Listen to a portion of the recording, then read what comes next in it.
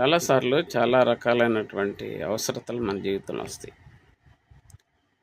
మన శరీరానికి ఉన్న అవసరతలు, అలాగే మన కుటుంబానికి ఉన్న అవసరతలు, అలాగే మన సంఘంలో అవసరతలు, సేవల అవసరతలు, మన ఇంటి పక్కల చుట్టుపక్కల వారి జీవితాల్లో ఉన్న అవసరతలు, ఇలా అన్ని అవసరతలు మనకి తారసిల్తూ ఉంటాయి. కానీ మనం దేనికి మనం బలంగా స్పందిస్తాం? ఇది తెలియకుండానే చాలా కాలం నడిచాను నేను.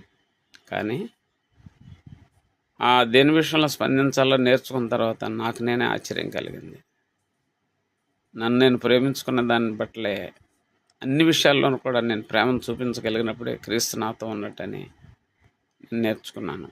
అన్ని విషయాల్లో ఇంటి విషయమే కాదు, కుటుంబ విషయం, అన్ని విషయాల్లో కూడా నేను ఆ ప్రేమను చూపించగలిగితేనే క్రైస్తవుడని నేను గ్రహించాను.